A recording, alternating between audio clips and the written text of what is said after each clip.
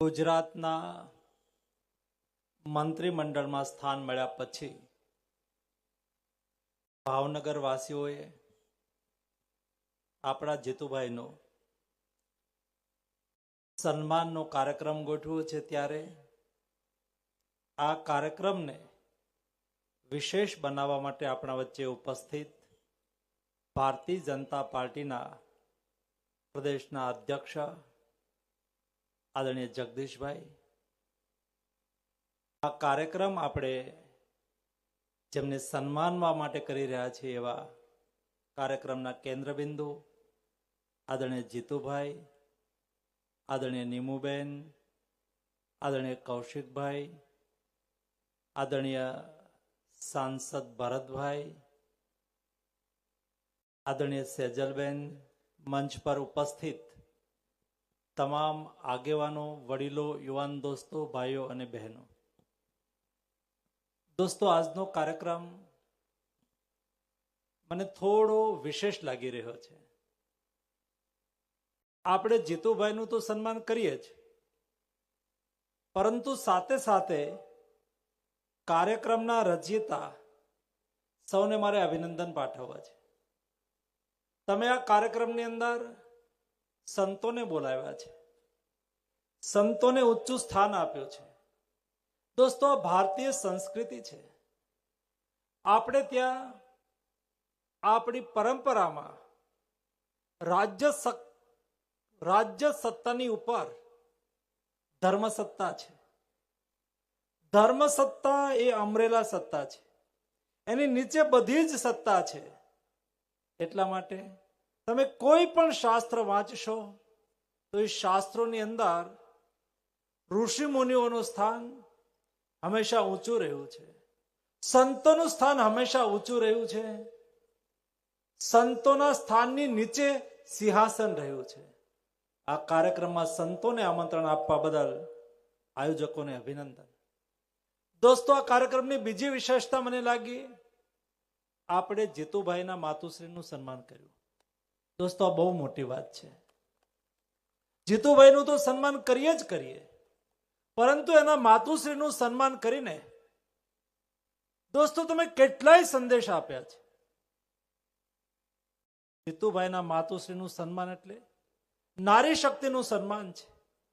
નર નારીથી નિપજતા હોય છે। દોસ્તો, એ નારીનું સન્માન કરીને તમે સચમુચ એમના પરિવારનું પણ સન્માન કર્યું છે। જીતુભાઈ એના ઉદ્બોધનમાં કહ્યું કે કોઈ પણ વ્યક્તિ જ્યારે આગળ વધતો હોય જાહેર જીવનની અંદર, ત્યારે એની પાસે સમયની ક્રાઇસિસ હોય, અને જે વ્યક્તિ સફળ એ જ થતો હોય છે જે પોતાના કામને પૂરો ન્યાય આપતો હોય। અને જ્યારે વ્યક્તિ પોતાના કામને ન્યાય આપે ત્યારે એ પરિવારને ઓછો ન્યાય આપી શકે છે। એના પરિવારને મંચ ઉપર બેસાડીને પરિવારના પ્રતીક તરીકે જીતુભાઈના માતુશ્રીનું સન્માન કરવા બદલ હું અભિનંદન પાઠવું છું આયોજકોનું। ત્રીજું, દોસ્તો, અહીંયા બેઠેલા મોટા ભાગના લોકોને હું ઓળખું છું। આટલી મોટી સંખ્યાની અંદર મહાજનોને એકત્રિત કરવા, બધાને આમંત્રણ આપવા અને બધા લોકોએ આવવું, એ દોસ્તો આપણી સંસ્કારિતાનું પ્રતીક છે। તમને બધા લોકોને થયું હશે કે જીતુભાઈ આપણા છે, ભાવનગરના છે, આપણે એનું સન્માન કરવું જોઈએ।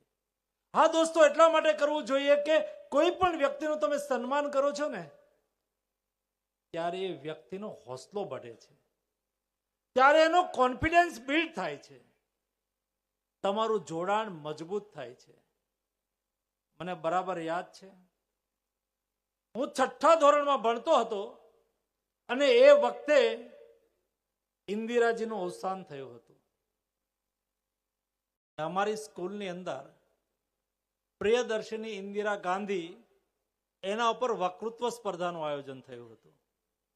એ વક્તૃત્વ સ્પર્ધાની અંદર હું બોલવા માટે પહેલી વખત ઊભો થયો હતો અને મારો 3જો નંબર આવ્યો હતો અને મને મંચ ઉપરથી સન્માનિત કરવામાં આવ્યો હતો। દોસ્તો, એ સન્માન આજે પણ મને યાદ છે। સન્માનથી મારો હોસલો વધ્યો, મારો કોન્ફિડન્સ બિલ્ડ થયો। દોસ્તો, એક સારો વક્તા બની શક્યો। તમે જ્યારે કોઈને સન્માન કરો છો ત્યારે એમની જવાબદારી પણ નિશ્ચિત થાય છે, એને પ્રોત્સાહન પણ મળે છે. અને એ પ્રોત્સાહન એક જનપ્રતિનિધિ તરીકે આપણે જ્યારે એમને આપીએ ત્યારે દોસ્તોનું વળતર કઈ રીતે આપે? તો એમણે એમના ભાષણમાં કહ્યું કે મારો પગ ધરતી ઉપર રહે, હું ભાવેણાવાસીઓ સાથે જોડાઈ રહું. એણે ભાવ વ્યક્ત કર્યો કે હું મારા ભાવનગરને શ્રેષ્ઠ બનાવું, ભાવનગરને પ્રગતિશીલ બનાવું. દોસ્તો, ભાવનગર સાથેનું એનું કમિટમેન્ટ, જનપ્રતિનિધિ તરીકેનું કમિટમેન્ટ, સરકારના મંત્રી તરીકેનું એનું કમિટમેન્ટ એ દોસ્તો પ્રબળ બને એટલા માટે પણ આ પ્રોત્સાહન, આ સન્માન આવશ્યક છે.